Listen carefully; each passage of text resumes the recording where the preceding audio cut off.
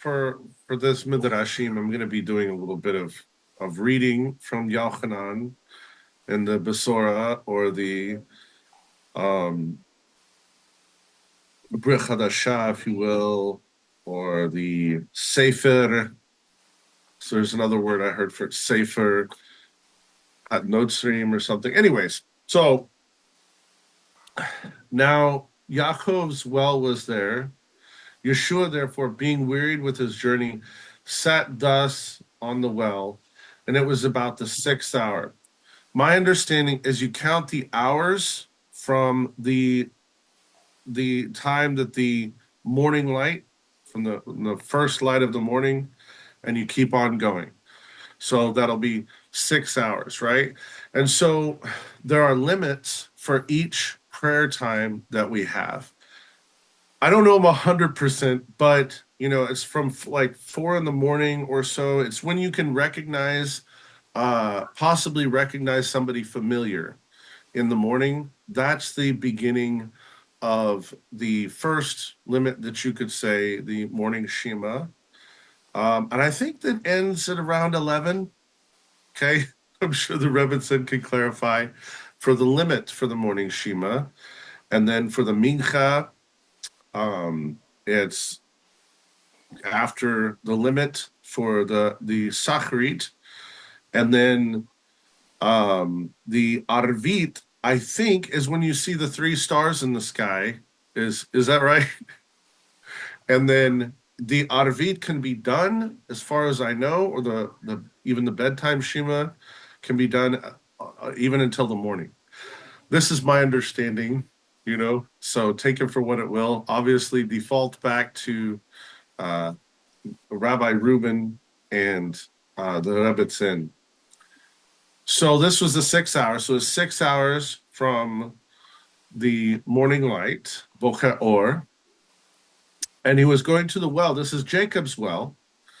And the well was often a place where I've been told, or I've heard that women would meet men who are bochram,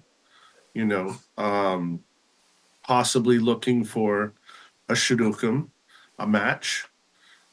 And this is a very interesting story. I won't go wax into too much complexity, but this is almost a romantic story to an extent. And it says, there cometh a woman of Samaria to draw water, and Yeshua said unto her, give me drink. Now, for those who have been negatively influenced, and I say this with great trepidation, but by the whore of Babylon, by the darker and wicked aspects that the Catholic Church has done throughout the ages, and have been harmed by that of my people, I want to apologize and say that was horrible. They should never have done that. They have brought a horrible name on what was entirely a Jewish religion at first. And I recognize the sin that was done, the wickedness that was done against the Jewish people by the Catholics. However, this predates that, and so I'd like to just kind of talk about this, even though I'm pulling from texts that they often use to support their religion. There cometh a woman of Samaria to draw water. Yeshua said unto her, give me drink.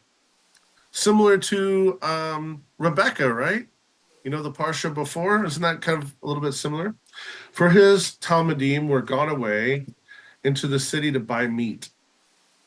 Then saith the woman of Samaria unto him, how is it that thou, being a Jew, askest drink of me, which am a woman of Samaria? For the Jews have no dealings with the Samaritans. And Yeshua answered and said unto her, if thou knewest the gift of Hashem, and who it is that saith to thee, give me to drink, thou would have asked of him, and he would have given thee living water. The woman saith unto him, sir, or maybe even Adon, thou hast nothing to draw with, and the well is deep. From whence hast thou that living water? Art thou greater than our father Yaakov, Jacob, which gave us the well, and drank thereof, and his children and his cattle? And Yeshua answered and said unto her, Whosoever drinketh of this water shall thirst again. But whosoever drinketh of the water that I shall give him shall never thirst. But the water that I shall give him shall be in him a well of water springing up into everlasting life. Taking a little pause on this section, and I'll be quick. I know you guys got things to do. I'll schlep through this. But a shidduchim is an amazing, powerful thing. It's a thing you only get once in a lifetime. I would never, for me, there are different rules on polygamy, and okay, technically could be permissible in certain situations. I would never want my beautiful wife, Chavala, to ever have to think she couldn't be my one and only, because she is my one and only. And I've never had a relationship like her. And to her, to me, every single day that I see her and I interact with her and I talk with her, it is evidence of Hashem who has worked this miracle of this relationship. Truly, I've never had anything like it. I don't even like my kids as much as I like her. I don't have conversations with them like I have with her. She is absolutely amazing to me. And you deserve to give your shidduchim, your future shidduchim, that opportunity and that chance to be that person. But if you will share yourself before the time that you should be married, if you won't abide by having a kosher relationship, you're ruining your chance for your future shidduchim. You're creating all kinds of barriers and problems. Maybe not totally ruining it, because I can prove there's a little bit of, there's a little bit of leeway there. But you're creating barriers, and you're sharing yourself, who should never be shared, with other people instead of that shidduchim. And I can say that I wish I had never done so.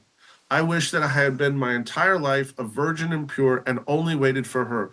I regret vidui, I regret the sin that I did, because she was so worthy of it. She should have had me only to myself and no other, right?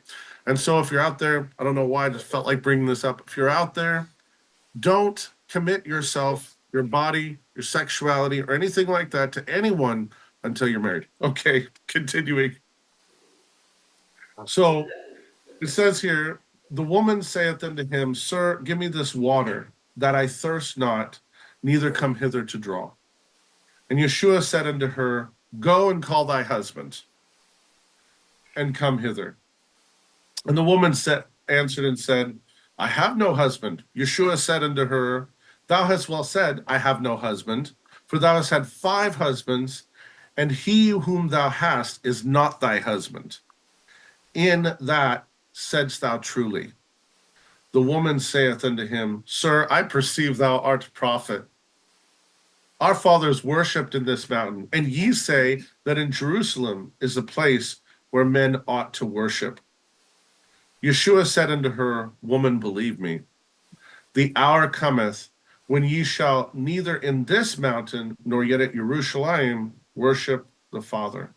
Ye worship, ye know not what. We know what we worship, for salvation is of the Jews. So this wonderful Jewish religion would bring about, unfortunately, an apostasy that would arrive in Christianity. Again, I'm not saying this to make Christians feel bad in any way whatsoever, or any lack of love for them, just a reality. And that apostasy would result in the killing of Jews throughout the centuries. It's based upon not a misunderstanding. And the misunderstanding is that through Jacob would come this line. And Jacob did a lot of things at times where he didn't go towards God's will, where he took off and left Laban, where he was the supplanter with taking Esau's birthrights. But he was chosen of God for his purpose. And in the heart of everyone who follows the one true God of Israel must be the love of the Jewish people and the love of Jacob.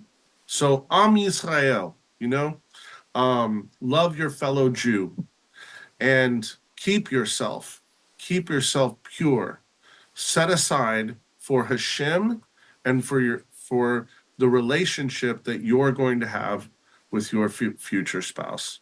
Shabbat Shalom. Thank you. Shkoyach.